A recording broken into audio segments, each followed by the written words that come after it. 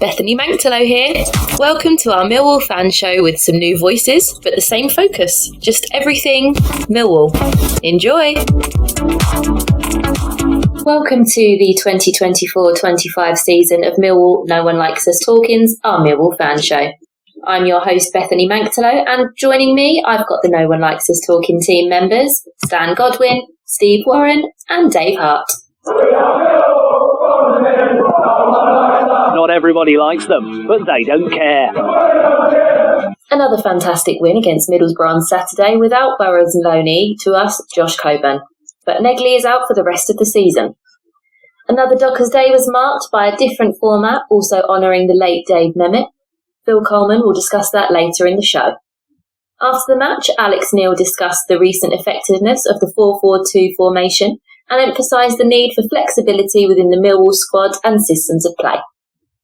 Dad, what did you think of Alex Neil's post-match view about 4-4-2 and the flexibility of squads and systems? I think Alex has proved how flexible he's prepared to be. Going with one striker on Saturday didn't prove effective, and he said himself he didn't get it right. So putting two up front changed that dynamic, and we got better and moved the ball quicker, and it suited us playing higher up the pitch. Also using the two wide players to create opportunities gave us another attacking threat, which we didn't really have in the first half. I think we've got to remember that 4-4-2 doesn't mean having to lump it forward. It's just an option, but it is just that, an option. From my perspective, playing higher up meant that we were stretching the opposition and they had to play more passes to get it upfield. And the midfield were kind of shutting them down. And I thought, I'd like to say here that Billy was immense on Saturday. He seems to have really cemented that spot now. His all-round game is improving week on week. And he's thrived under Alex Neil. And I think that's part and parcel of allowing him to have flexibility around the formations. So I think the formation changes that he made, it was clear. He said that he was contemplating those at half-time, but he held off. And the real takeaway is that he's prepared to make changes, at half-time if they're not working. We've got options on the bench and he's prepared to use them, so that's great.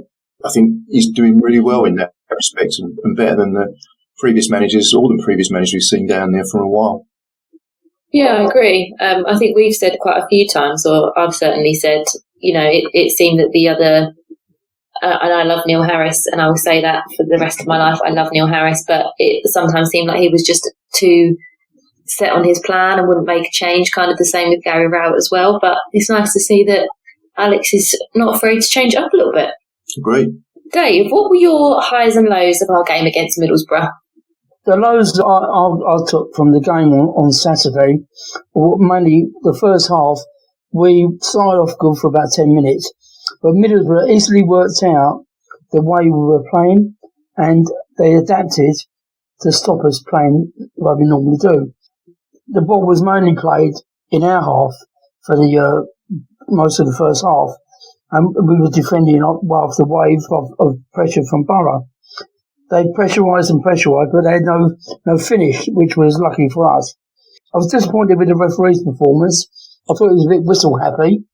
Really gave us a decision, but then that's about par for the course with us.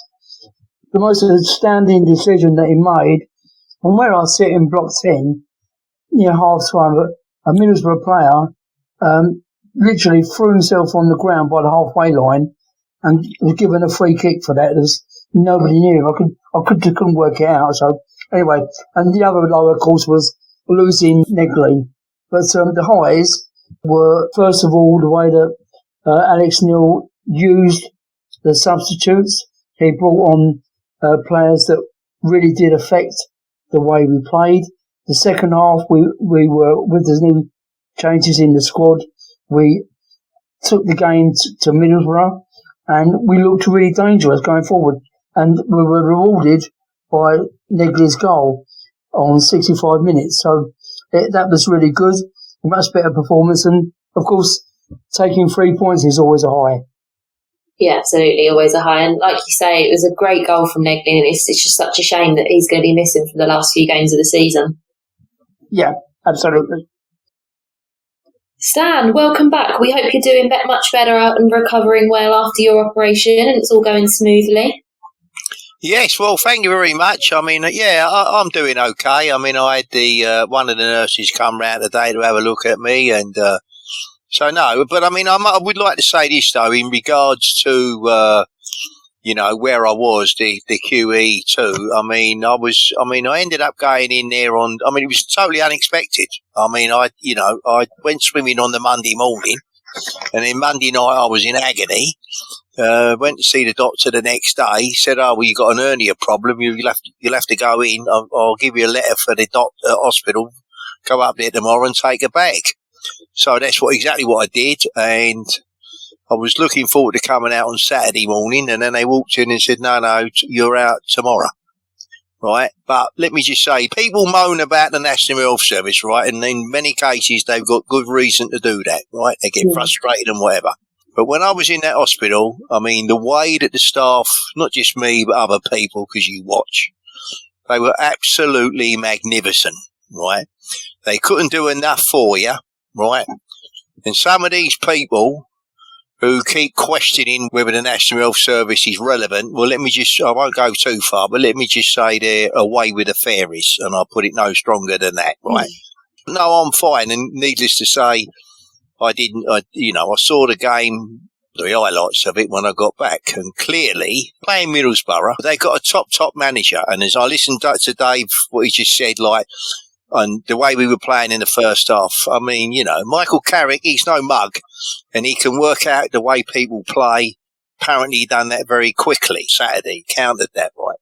So that's no surprise. What surprised me with Middlesbrough this season, I thought they would be a lot more up there than they have, and they seem to have wobbled a bit, which is a surprise. But we played well, and we took our goal well, and I listened about the flexibility of different systems, and that's absolutely right. Because you will find in most games today, at any level, the tactics will be changed 2 or 3 times in a game. That has become the norm. And I had an idea we was going to win that game. It was never going to be easy, but I had an idea we might win the game. So I proved to be right. Now we're going for another hard game. My view, see, instead of keep talking about playoffs, right? I don't talk about playoffs. All I keep saying to people is, this just either make sure we keep winning, or at worst drawing, right? And then see where it takes us, right? They're that way. So I don't mention, we played Borough, we beat them, we got Blackburn, let's try and beat them. If we do or we don't, let's see where it takes us for Monday. So let's just see. Let's just keep talking about winning games and then seeing where it takes us. And let's do it. That's the way I look at it anyway. We are going to take a break there and hear about our sponsor, G&M Motors. Hi, this is Jess Tuffield from G&M Motors. Operating from a modern and purpose-built facility in Milton Road, Gravesend, G&M Motors offers a complete range of new Honda cars and services. As well as new Hondas, we have an extensive range of used cars, including ex-Motability cars from a variety of manufacturers. Specialising in new Honda cars, G&M Motors has been retailing quality new and used vehicles to the people of Kent and South East London for over 4 decades. We have been a Honda dealership since 1972 and are the country's longest serving supplier of this renowned marque. Conveniently sited just 2 miles from the A2, 10 miles from the M25 and Dartford Crossing, visitors to our showroom are assured a warm welcome from our experienced and friendly staff. Our facilities include an on-site workshop capable of providing full vehicle servicing and repairs, as well as an extensive parts department offering genuine Honda parts and accessories. The expertise of our skilled mechanics is not limited to just Hondas, but extends to most makes and models of motor vehicles. Whatever your motoring needs, visit us at G&M Motors today. The newly extended hours of our G&M headquarters means that you can contact us from 8 a.m. till 6 p.m. on weekdays and 9 a.m. till 6 p.m. on Saturdays. To contact us, call us today on 01474 365 026. Thank you, Jess. Debbie Julian's here.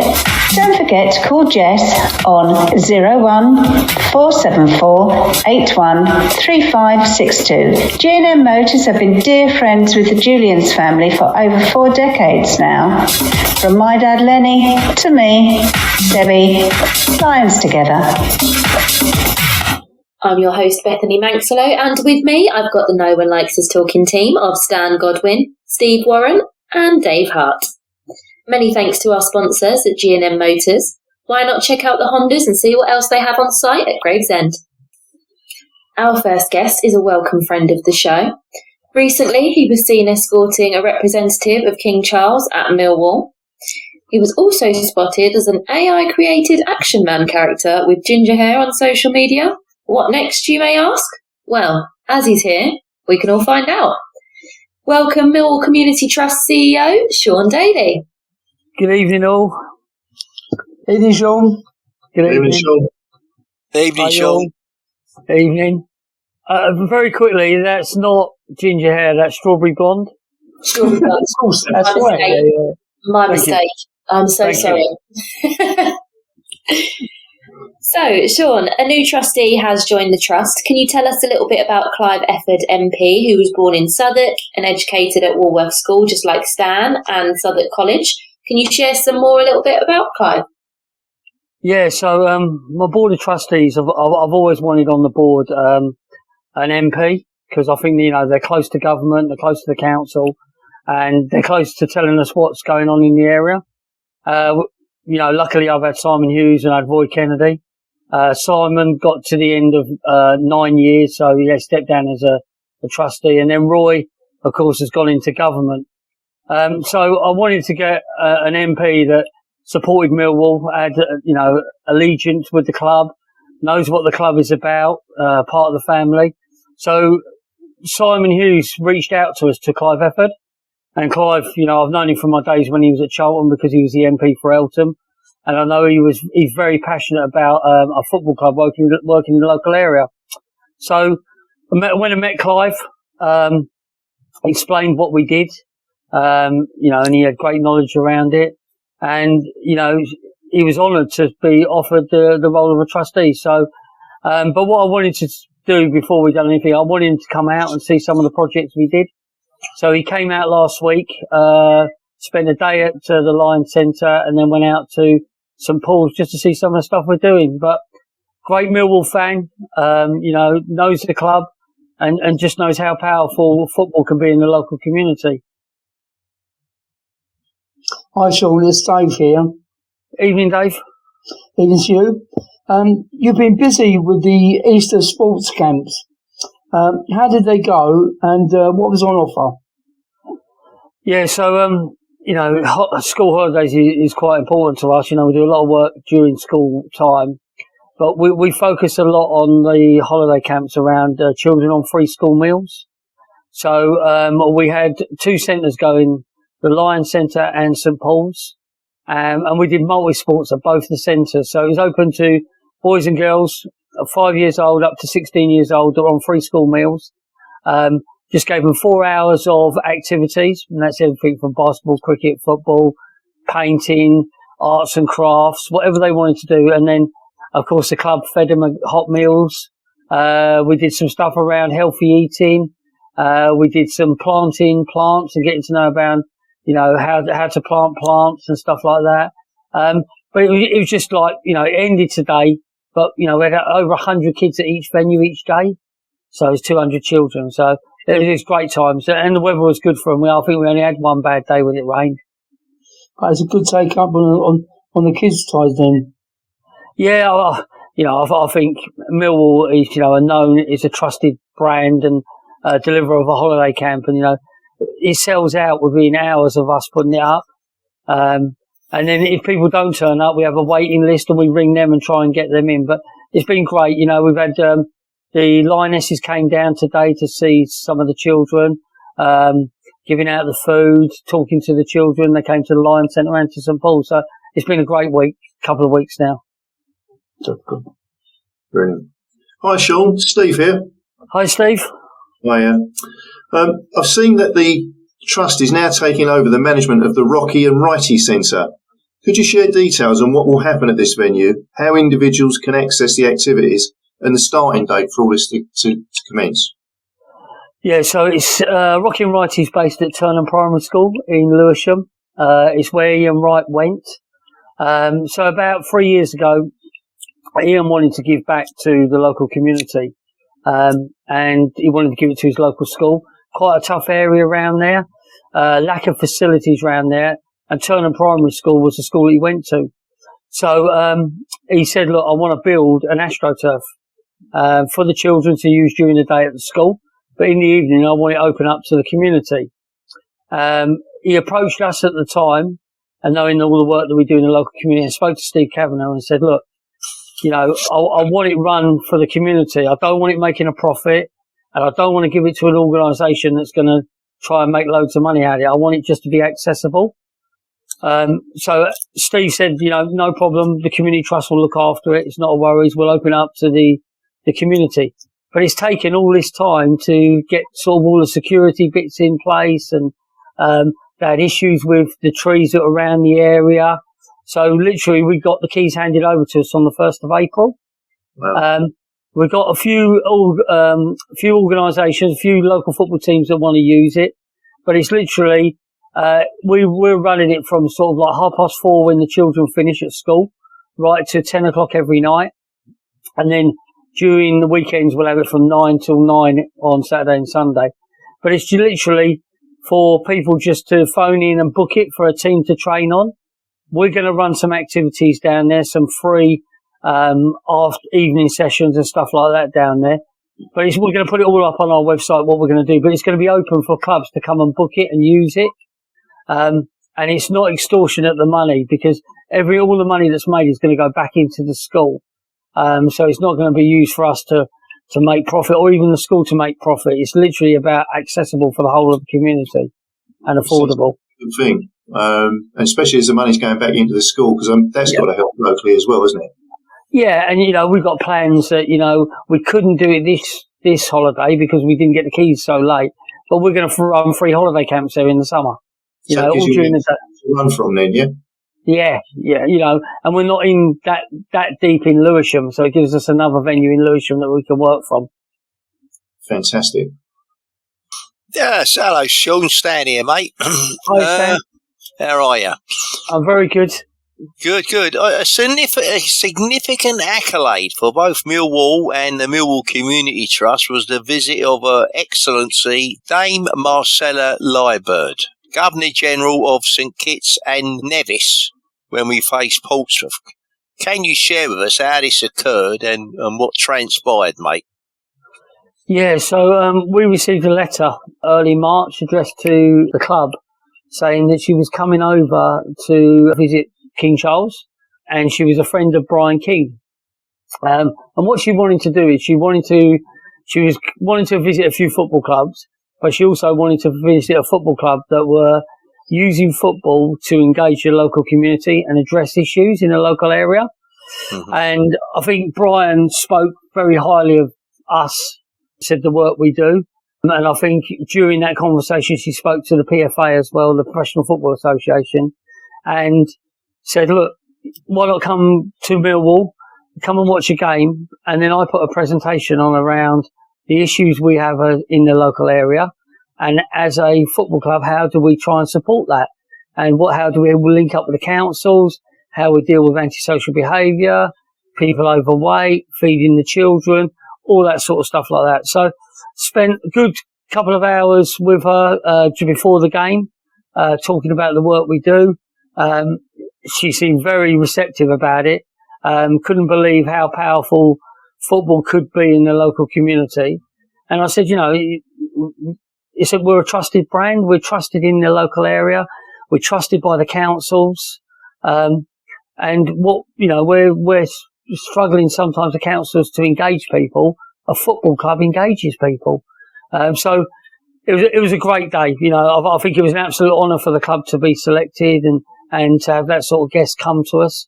And listen, you know, we've had a lot of people in like England come to us to see what we do, but to have someone from overseas come and sort of recognise the work we do and how powerful Millwall are in the local community was an absolute honour. Yeah, I fully understand that. Hi, Sean, it's Steve again. Hi, Steve. Hi, mate. The Millwall Lionesses, Millwall Romans and Millwall Pride will play at the Den at the end of the season. This is a really great boost for those who will play for these teams. Can you tell the listeners what is happening and when? Yeah, so we try every year to make sure that we can get as many of our teams to play at the Den, because, you know, they represent Millwall in their own league and play possibly at St Paul's or somewhere different like that. But when there's an opportunity for the den to be used, you know, I'm straight on to Mark Fairbrother at the club and say, look, I'd like these to play. But the Romans on the 27th of April, the Pride are through to the plate final and the Romans are through to the cup final. So the Romans have got at 2:00, they're playing Stonewall, and then at 5:00, that's in the cup final, and then at 5:00, Pride are playing in the plate final against Charlton. Going to be a great day. I mean, Paul phoned me up from the Romans and said, look, we're both in this final, and they usually will play at Hackney Marshes or somewhere like that. What's the chances of playing at the Den? And, you know, for me, it's always like, you know, I want you to play at the Den. I want people to come and see it. And I want people to enjoy what we enjoy all the time. So that'll happen on the 27th. Hoping to get a good crowd for that. And then the Lionesses they've already played a couple of times this season at the Den. So they're going to be playing on the 4th of May. They're going to be playing Ashford. Kick-off is at 1:30. It's a league game as well. But again, it's a great opportunity for people to come and see these teams that represent Millwall within a certain league. So I'm really looking forward to it. Oh, it's good. We noticed that the Lioness Academy teams have received some honours recently, while others have come quite close. What's happening? You know, a few years ago, we had what was called a Regional Talent Centre with the FA, and we were granted a licence for another 3 years. I'd only just come into post then, and I just felt that we could do it better without being under the FA, because I did a scan of the girls that played for the Lionesses, and sort of like 85% of them did not come from Lewisham or Southwark. They came from Kent or Essex, and I got to the thing is, well, I want local girls to play for the Lionesses. I want to recruit from Southwark and Lewisham and the surrounding bits. I don't really want girls to come from Essex to play for us. So we recruited local girls to play for it, and I thought they would buy into it more. And for the last few years, we've been very successful. You know, the under-18s won the London Cup a couple of weeks ago. The under-12s got knocked out of the national finals against Aston Villa last week, 2-1. The under-12s also got to the London Cup final and lost. But what we are doing is, you know, we're giving females an opportunity to represent the club, good coaching, and hopefully that will be our feeder for them to go in and play for the first team at the Lionesses. So I'm hoping to keep that production line going. Yeah, keep it going, mate. Keep it going. It's Dave again, Sean. Hi, Dave. The Trust's annual report showed growth this year. What does that mean in terms of what has increased or improved? I think when it comes to growth and success, you know, I think about number of people of staff we've got. We've taken on more programs. You know, I'd like to think that, you know, if you look at things like football development, we've got a post-16, we've got a girls' academy, we've got player development centres opening, we've got lots of holiday camps going on. So we've got a nice big scan of those sort of things. We've got the usual social inclusion projects, you know, antisocial behaviour with the police and that sort of thing. But then we've looked at other avenues as well, you know, the job centre, for instance, you know, that was never on our radar a year ago. So that's sort of grown within the trust. St Paul's, we've just signed, you know, we signed a 5-year contract with the council to run St Paul's. So that brings in more growth and more teams, etc. You know, we've taken on the power chairs, disability program.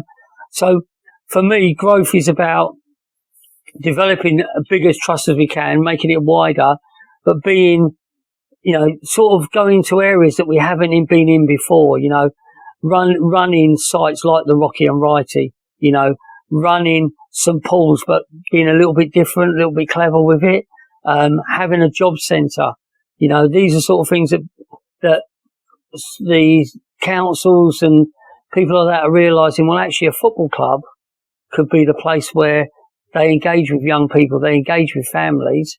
Maybe that's where we start putting our eggs into that basket and seeing what happens. So for me, it's not about more money we make, but that's nice because I'm able then to invest it into more staff, which will make the quality better. But it's about, I think success and growth for us now is how do more people get to know about the community trust and about what the club does in the local community. And I think once that starts happening, you're naturally going to grow as an organisation. Yeah, I mean, you want to show, Sean, it's a big insight to us and our listeners to what you're doing, and keep up the good work. No, I really appreciate that. Thank you so much. Sean, it's me again, mate. Now, what's all this about an AI action man figure of you with ginger hair? Now, I understand a family member thought it might be in the club shop. When is it arriving? Is it not? And just one more supplementary to that. If it arrives, I mean, it might well be worth considering that, you know, it could be come Christmas, it could be a stocking filler, mate. Or bonfire night. Well, I don't know about this negativity. I mean, let's start thinking a bit positive, you know. Right. I'm just, you know, I mean, you clearly you're a man of the people. Well, I've got a media officer called Kai Bennett who decided there was a craze going on about action figures of staff. So he decided to make action figures of all our staff on AI. You can't buy them, but then he started putting it, well, these are going to be in the shop and stuff like that. So, but it was all for a little bit of fun. All our staff were made into action figures with things that they enjoyed. And I think it was just a little bit of fun from Kai, but very clever, very clever. Well, it's funny you mentioned the Kaiser, because I have to say, like, when I first heard about this, I thought to myself, the fingerprints of the Kaiser is all over it. And, right, well, that explains a lot more then, yeah. Well, if you're able he could become your agent, Sean. I mean, think about that. Yeah, well, I don't think some of the people were very impressed in the office when the figures came out about themselves. They weren't happy. If you're happy to send the pictures to Kai of all your lot, I'm sure he can make you into action figures. Well, no, we're okay. We're all right. As I say, Kaiser, you know, you have to be careful. At times he can be a bit of a loose cannon on the deck, so he has to be kept reined in every now and again. Well, I've got to work out if he did it in work time. That's what I've got to work out. Oh, yeah. Well, I should imagine that would be as Sherlock Holmes would say, a fairly elementary investigation, I would think. Yes, I think so. Well, Sean, we, before that you go, you have to do Ted's Prediction League. I'm going to ask you to share your predictions for the 3 championship scores. Then at the season's end, we'll see who has the best score predicting skills amongst the guests and the hosts. So, if you could make your first prediction for Blackburn Millwall.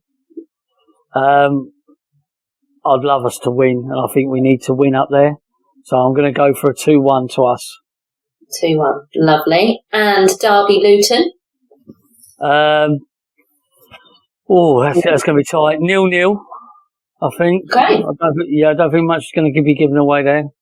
Okay. And Coventry, West Brom. I'd like Coventry. Oh no.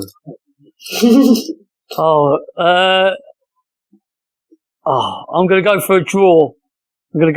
We get a win. They get a draw. 1-1. 1-1. Okay. Well, all fighting for the places. Yeah. Absolutely, it's tough out there right now, but we're going to get the win. Yeah. As always, we really appreciate you coming on the show, Sean. It's been a pleasure to hear your updates, and we look forward to your return and hopefully seeing your action figure in the shop at some point soon. So, all the best to you and your family and the Millwall Community Trust team, and we look forward to having you back on in the future. Thank you very much. Thanks for all your support. Sure. Good night, everyone.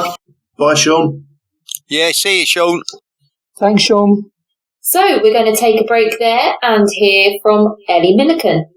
Hi, Ellie. Lovely to see you here up in Harvey's Den again. Tell me, what goes on? When are you here? What can we expect? We're here Monday to Friday from 10:30 till 5 every day, open to the public. Everyone's welcome. We're open every match day from 11:30 till 2:30, and the girls up here are all lovely and friendly. So what's on offer at the cafe these days?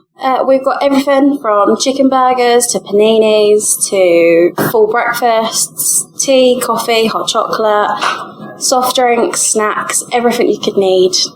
So it's all here, all available, a great team to serve it up to you.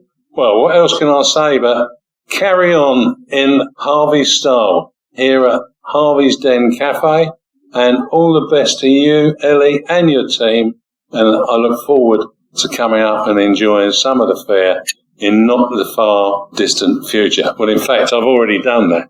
The coffee is just superb. Thanks, Ellie. Thanks, Eamon. I'm your host, Bethany Manktelow, and with me are the No One Likes Us Talking team members, Steve Warren, Dave Hart and Stan Godwin. Harvey's Den Cafe is located upstairs at the Lions Centre, the home of the Millwall Community Trust on Ballina Road, just 50 yards from the club shop. It offers excellent food at very reasonable prices. Now let's hear from our Ellis Bar. Hello, Ellis here, and I'm glad to be back talking about Millwall. I know many have watched my videos. Thanks for your support along the way. It is now time to hear what all the Millwall teams are up to. Come on, Millwall! Paul Loding brings us the Millwall Romans and Pride update. Hi, it's Paul Loding at the Millwall Romans with a quick update. Romans on a break from last week. Pride travelled away to West Ham Memorial Ground to play Soho Tigers. Really, really good result. Hat-trick from the mighty John Goodyear. Result finished 8-0. Looking forward, both teams in action on the 27th of this month, 27th of April. We're both playing at the Den.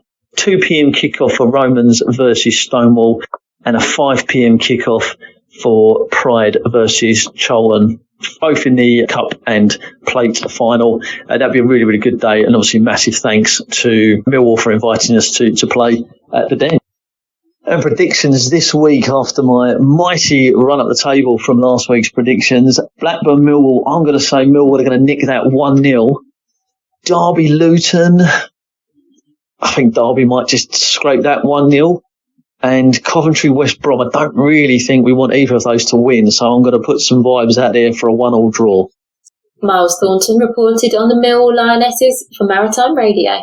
When the Millwall Lionesses were defeated by Ebbsfleet United on Sunday at Semple Sports Ground. Ebbsfleet started strong and were denied an early 1-0 lead after only 3 minutes. Dan Carlton played through Maya Powell, whose shot was excellently saved by Anis Clara Wright in goal for Millwall. It didn't take long for an opener, however, as on 6 minutes Maddie Farah had scored to make it 1-0. She pounced on an error from Shay Bennett and rounded the goalkeeper before shooting into an empty net. On 11 minutes, Olivia Harris played a dangerous ball into the box. Liv McGregor got onto the end of the cross, and after a ricochet in the area, Cara Davies eventually got hold of the ball. Just before the 15-minute mark, Olivia Harris had a great opportunity to equalise. She found herself one-on-one with the goalkeeper, but her shot was agonisingly wide and went out for a goal kick.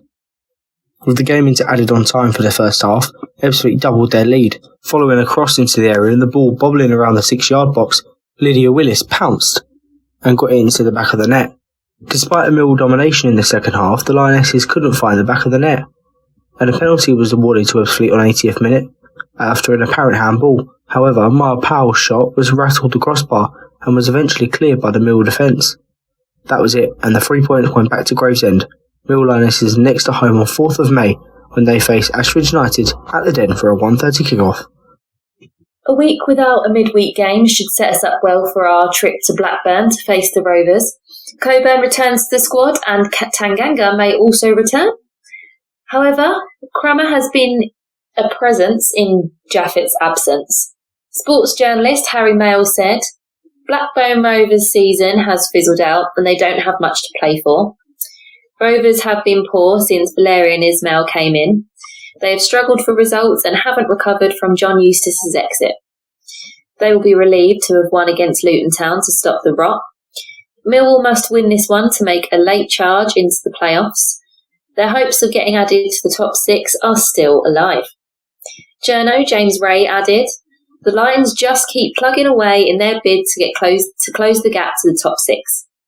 It has been a really impressive run from Alex Neil's side, and even if they come up short, the South Londoners will take real value from this push. Well, despite those views, the bookies favour a Blackburn win at 11-8, a draw at 2-1, and a Millwall win at 11-5. It still looks like a pretty tight game. Just a quick reminder when making your predictions, you and I cannot predict the same score. So what do you think, everyone? Are we hoping for a positive result, or could it go either way? So Dave, I want to hear your thoughts first. What are your predictions? Right, my predictions for Millwall to win 1-0. Mm-hmm. Derby Luton is going to be a 1-1 draw.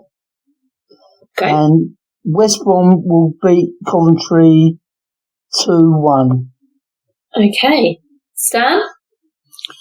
Well, if Millwall win this game, which they can do, right, and I think it's going to be a close game for all sorts of different reasons, that I think we will win it by the odd goal. So 3-2 then. Okay. Derby Luton? Well, I think Derby will win that. I think they'll win it probably by at least 2 goals, I reckon.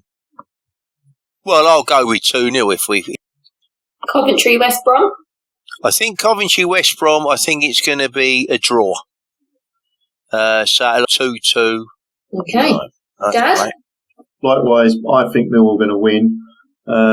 So, 2-0. Derby and Luton. I think Derby are going to win that, and I'm going to go 3-0 Derby.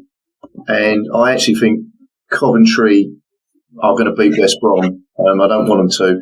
So I'm actually going to go 2-0 Coventry. Okay. Right. That leaves me. All my backups have now been taken. So I'm going to go absolutely wild and bold, and I'm going to go 4-3 Millwall, because they did us last term. Yeah, history repeats itself. Yeah, so we're going to get it the right way. Yeah, the right way this time. Yeah, the right way round. Derby Luton. I'm going to go with 0-0 draw. Great. And Coventry West Brom. I'm going to go Coventry 0, West Brom 2. So we've got all of our predictions in, so it's time to hear Nick Wyde of Facebook's Millwall Sicily site. Let's hear what Nick predicts. Hi everyone, this is Nick Wyde. My predictions are Blackburn 1, Millwall 2, Derby 2, Luton 0, and Coventry 1, West Brom 1. Thanks. Thank you, Nick. And just a big thank you to Dave for collating all of our results. Well done, Dave. I say Paul Loding did well last week, got 7 points. Cool. Yeah, the league at the moment is very, very tight. I don't know if you saw it. There's the top 4. We've got 2 on 40 and 2 on 38. Okay. So that's the top 4 places. So it's really tight. I mean, it's always entertaining, particularly because we can never have the same prediction. So it's always great. But now, on Monday, we take on Norwich, and there is plenty that can change before then. The bookies have set the odds at 5-4 for a Millwall victory, 2-1 for Norwich, and 9-4 for a draw. We definitely owe them for that loss at Carrow Road. Call it how you see it. There are no rules this time. Dad, first. Right. I mean, it's going to be 1-0, and I reckon the Nor's going to score. How about that? Okay. Stan? Well, I think it will be 2-1. I would imagine even each would be scoring at least 1, I would think. And then if Coburn, then I think he'd get the other goal. You know, because it might be that one of them sub. Coburn could be sub, I don't know. But anyway, that's what I reckon. We can beat them. We'll beat them 2-0. And Dave? I'm going to go for 3-0. Oh, 3-0. Okay. I'm going to go 3-1, but I'm going for an Ivanovic hat-trick. Sweet. So that's some of that. Thinking about it, that might be a realistic score, you know, because they've got that bloke, and Sargent up front, the Yank. Oh, yeah. He's been fairly prolific this season, to be fair. So, assuming he's playing on Saturday, I don't know whether he's carrying an injury, but, he will need to be watched if he is. Well, now we've got all that done, let's hear Phil Coleman's Tales from the Brute Room. Hi, Phil Coleman here again with some more tales from the Brute Room. On Saturday the 12th of April versus Middlesbrough, it was Dockers Day at the Den. The day celebrated the life of Dave Memmott and the Dockers that have paved the way for the club. Myself, my brother Nicky Coleman, Michael Marks, Darren Morgan, Paul Roberts, Peter Glazier, Tony Kinsella, Andy Massey, Dave Hockley, Alan Walker, Les Briley, Brian Hall, Wes Reed, Ian Gall, as well as Dennis Burnett and my co-podcast commentator Debbie Julians, the daughter of Len Julians, along with Mem's family and daughter, were invited to the club. We had a lovely reception in Harry's Bar. There were great photos on show, but the highlight of the day was the half-time walk around the pitch. Alice and the family carried a blue and white wreath, and the reception, as you'd expect from Millwall fans, was absolutely brilliant. But so was that from the Borough fans. They stood and applauded us. Unbelievable. All the time, Mem's picture was looking over us from the big screen. I got a bit emotional. The hairs on the back of my neck and arms stood up when the Borough fans stood up. Alice, bless her, was reduced to tears. We had a great reception for us and Mem. Mem's truly one of her own, and that was shown on Saturday at that game. The 1-0 result caps off a memorable day, and my thanks go to Chris Bethel and the club and for organising it. What a great day. Mem will never be forgotten. Truly a great day. During the day, talking to my former teammates, we talked about old times, we were reminiscing, and we got talking about our wages. And I can safely say that in 1977 I left school and my apprenticeship wage was £16 a week. 18 months into my apprenticeship, I signed pro, as did every one of the members of the youth team. My first professional wage was £70 a week. I actually earned more if I was in the first team and I got on the pitch and we won the game. I'd probably double my wages because of the bonus schedule and the appearance money. Some of the lads were on 75, some of the lads were on 80. And we got the calculator out and we worked out that if that was in today's money, I'd be earning £517 a week playing for Millwall in what was then Division 2 and Division 3. We got relegated in 79. The wages now compared to then completely and utterly different. But you know what? I think I might have played for nothing. I was a fan from a youngster. I was on the terraces. I came up playing as a schoolboy. I played for the youth team as a schoolboy. I played for the reserves as a schoolboy. And all I got paid was my bus fare and train fare. So from the early days, yeah, I was probably playing for nothing. But obviously it got serious when I left school and became a full-time apprentice and then a full-time professional. I got £35 an appearance. And I remember the love Dave Memmott. He said to me, why the hell do you want to be a sub? I didn't have the art to tell him that if I actually was a sub and got on the pitch, I got another £35 a week. And then it was £30 a point. All in all, I got £95 if I got on the pitch and we won a game. And I think if you look at the 79-80 season, I think I was substitute about 20 games that season, and it all helped to fund my living. What I'd also say is, every summer when we finished in around May, I got myself a job for the 6 weeks. The first summer, as a pro, I got myself a job working in a cash and carry warehouse in Lee Green, lifting furniture into vans. The second year, I got a job painting someone's house down the end of Alnwick Road near the training ground, Peak Freens. And in the third year, a good friend of mine gave me a job as a labourer doing asphalt roofing. Never again. That was bloody brutal. Up and down a ladder carrying big pots of hot bitumen and hot tar. Yeah, never again. I wouldn't do that. That was life back then. You didn't have enough money to make ends meet. So the summer season, whilst going for runs in Greenwich Park and keeping myself fit, I had those 3 jobs across those 3 years. Would I have changed it? Never. Great teammates, great support, great coaches, and we'll never forget the likes of Dave Mem, Dean Horrocks, Barry Kitchener, and the people that made it all worthwhile. If you was at Dockers Day, thanks for your support. Fantastic as ever, and good to see me, my brother Nick, and my brother Steve down there. Not often all 3 of us get down to the Den, but Saturday, Mem brought us together, and we're all down there. Thanks again, peeps. Speak soon. Bye for now. We will take a break there and hear from Harvey Brown.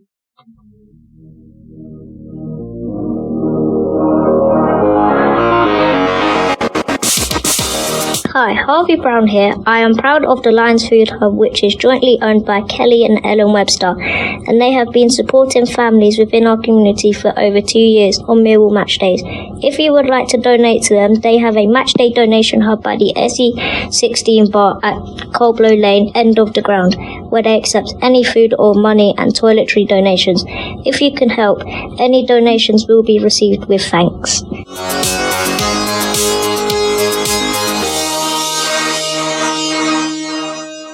I'm your host, Bethany Manktelow, and with me I've got the No One Likes Us talking team of Dave Hart, Steve Warren and Stan Godwin. If you're not attending the Den on a match day, you can leave contributions at the Millwall Community Trust. Eamon spoke with Her Excellency Dame Marcella Liburd upon her return to St Kitts and Nevis this week. Earlier, Sean Daly shared insights about her visit, and now we'll have reflections on the Millwall Community Trust and Millwall Football Club. Dame Marcella, I'm grateful to you for talking with me about your visit to Millwall Football Club and the Millwall Community Trust on Saturday the 5th of April, when Millwall hosted Portsmouth Football Club at the Den. It is clear that as King Charles III's representative and Governor-General in St Kitts and Nevis, your visit to Millwall was a significant honour for both the club and the Trust. How did the visit come about? First of all, the real purpose of the visit was to attend my investiture as Dame, which was being done by King Charles III. That was the 1st of April. And then I was in communication with some very close friends of mine, before I left, of course, who were also very close friends of Brian King. And they said, well, since you're going to England, we will connect you with Brian and see what happens. So they did. So I was in conversation with Brian King prior to leaving St. Kitts to go to England. And during those conversations, he said to me, how about coming to Millwall? And that is how the Millwall thing actually started. And I was so delighted to be at Millwall. It was really an unforgettable experience. Well, that's fantastic and great to hear. It's certainly, your appearance there has definitely affected the fans, and they recognise it as a great honour that you did come and join the club on that day. First of all, your visit commenced by engaging with the Millwall Community Trust alongside former Millwall star, who you just mentioned, Brian King, and the Trust's Chief Executive Officer, Sean Daly. What insights did you gain regarding the work of the Trust, and what, if anything, might you take away from what you experienced or learned? I was really impressed with the presentation made by Mr. Daly about the work of the Trust. I thought it was intense. I thought it was holistic. And I could see the communities benefiting greatly from the model that you have there at Millwall Trust. In terms of what I would take away, by the way, I'm a big football fan. Of course. And here in St. Kitts and Nevis, and I follow the English Premier League a lot. I'm now trying to follow the Championship as well because of Millwall. Great. But here in St. Kitts and Nevis, the football clubs, they do some things for their community, but there's no structure to it. And that's one of the things I took away from Millwall Trust. You can see there's a definite structure, holistic approach. And that is something I think we can benefit from here in St. Kitts and Nevis.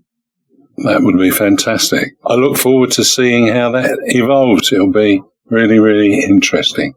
You also went pitch side for photographs and a presentation with Mill director Mark Fairbrother. How was that experience and what did you receive? It was surprising. It was touching because I never thought that I would get something like this. I received a Millwall shirt with my name on it, Dave Marcella, and it touched me a lot. Wonderful. And so it was really something that, as I said, I didn't expect, but which I was really happy to receive. When you went pitch side, what were your thoughts about the stadium? I thought that it suited its purpose and also went even a little beyond that, because when I saw some of the things that were included in it, I was thoroughly impressed and realized that Millwall definitely thinks about not just football, but certainly the communities around, the fans, the children of the fans, that take everything into consideration. Yeah. And so, again, I was really delighted to see the stadium and how it's all set up and how it's being run. That's wonderful. So what was your personal match day experience like? As I said, I watch a lot of football, English Premier League in particular football. But there's nothing like being there in person. No. You look at it on the television and, it seems all right. But in person, it's a completely different experience.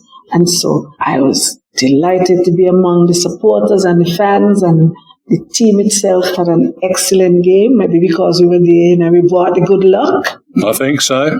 And I noticed that good luck charm has continued, because you've played 2 matches since we left and you've won both of them. That's so true. Long may that continue. That'd be wonderful, Dame Marcella. Will you return, and are there any new developments anticipated between Millwall and St Kitts Nevis? I certainly would love to come back. It was such an experience for me that certainly I would like to have that experience again.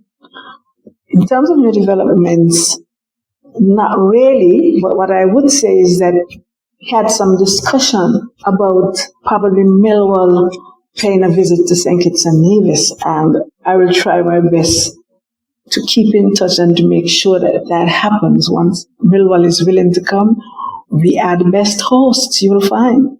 We will be really happy to give you warm sunshine and warm hospitality at the same time. We are very friendly people, and so I'll really be looking forward to something like that. Let's hope that happens.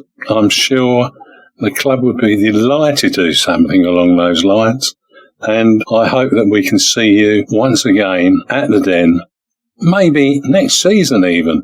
Probably. And that would be absolutely wonderful. Thank you very much, Dame Marcella. Thank you very much as well. And I hope that we can speak again. Of course. Thank you. Have a good day. And you. Oh, what a positive lady. What did you think of that, Stan? It was certainly mind-blowing, I have to say, and we seem to keep going against the grain all the time, innit? I mean, we got the Daily Mail slagging us off all the time. Well, that's no real hardship, but nevertheless they do. And then we've got a Dame of the Commonwealth coming down to the ground. If that's an ain't a smack in the eye for the Daily Mail, I don't know what is. So it's really good. It just shows you that the work that's being continuously put in is now receiving the attention of the great and the good, if you like. Perhaps we might be lucky one day and we'll all turn up and we'll have the king come on the pitch. Who knows? But, it puts Millwall in and the club and everybody else concerned, the supporters, right at the centre of attention and in the centre of action, so to speak. So, no, it's all great. And what about you, Dad? Well, just picking up on what Stan says, the king was on the pitch, as I understand Brian was there. That ain't the king I had in mind. But really, it's great to see such outside interest in Millwall and spreading that positive news about both the club and the trust. And it's really fantastic for the trust to have such recognition of the work they're doing in the community and kind of being a model for change everywhere, where both locally and someone can actually pick that up and drop that in to their place. Like maybe they'll pick up some of the things that we're doing over here. So really good news and such a positive message. And as you say, Stan, maybe one in the eye for the press. Yeah, absolutely. And what about you, Dave? I was just really impressed with the way she enthused about Millwall and what the club offers the community. Her grip of what it means to a community had to have a football club at the heart of that community. She speaks very well of football in general, because she said she likes football, and someone in her position has come from the Commonwealth to this country, to Millwall, our football team, was a real feather in our cap, and we should be so proud of that attraction that we give to people from other countries and stuff. I mean, who knows, we could have a summer tour to St Kitts and Nevis. I think I'd have a week out there. Absolutely. It will be really interesting to see how this all pans out with Dame Marcella, as she hopes. So watch this space. Let's take another break there and listen to me talk about how you can support the Millwall Community Trust. The Millwall Community Trust is something that I, Bethany Manktelow, admire for all that it does. The Trust was established in 1985 to provide sporting, educational, social and healthy lifestyle opportunities to the local community in Southwark, Lewisham, North Kent and the wider community. Its work is targeted at people of all ages, irrespective of race, gender or sexual orientation, and runs programmes aimed at tackling social exclusion, racism, knife crime, lack of employment opportunities for young people, mental health and disability. The Trust aims to be a progressive and campaigning charity that makes a difference to ordinary people's lives. Its work is undeniably essential to the local community. Donating to the Millwall Community Trust is easy. Visit their website and click on the Get Involved section. There are also sponsorship opportunities. To support this work, email commercial@millwallcommunity.org.uk. I'll say that again. That's commercial@millwallcommunity.org.uk. If you can, please help them to continue their vital work. I'm your host, Bethany Manktelow, and with me, I've got the No One Likes Us talking team of Dave Hart, Steve Warren, and Stan Godwin. Your donation will create a tremendous impact, enabling our Millwall Community Trust to deliver valuable programmes for all ages in our community. We're all looking forward to the next game, but in the meantime, here are a few matters of interest for Millwall fans and those interested in football. Next week, Myles Thornton comes in from his self-exclusion to host a panel featuring the man who has returned from down under, Jeff Burnage, the coach who hopes his club survives in the National League, Phil Coleman, and myself. I can't keep away. Remember to catch up with our Maritime Radio live show featuring former Millwall and Republic of Ireland keeper David Ford. You'll find this in the Maritime Radio podcast section. The Millwall Lionesses will host Ashford United Women on Sunday, May 4th, with a 1:30pm kick-off at the Den. The match will be the last fixture of the 2024-25 campaign, and it's a chance to show the Lionesses your support. The Lionesses are aiming for a 1,000 plus in attendance. Tickets will be situated in blocks 41 to 44 of the Dockers stand. Tickets will cost £5 for adults, £2 for under 18s. They can be purchased on the Millwall ticket site and in the events list, or by calling the ticket office on 0207 231 9999. We hope to see you there. On Sunday, April 27th at 2 p.m, Millwall Romans will face Stonewall in the LUL Cup final at the Den. This will be followed at 5 p.m. by Millwall Pride facing Charlton Athletic in what will be a fiercely contested game for the LUL Shield. It's fantastic that both of these sides have reached the finals of the only two trophies available in the LUL leagues. Get down to the Den and roar them on.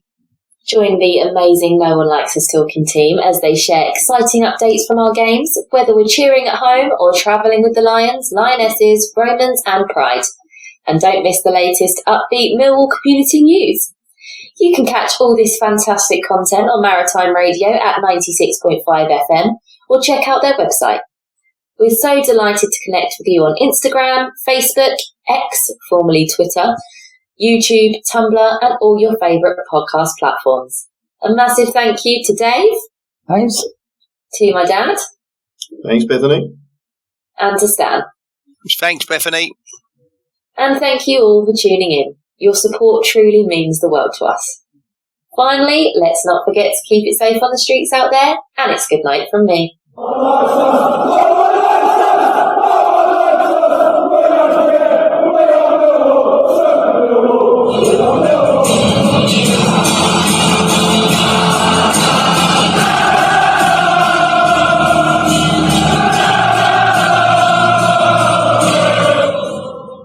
Our Millwall Fan Show is sponsored by G&M Motors of Gravesend, Honda dealers and much more. Thank you.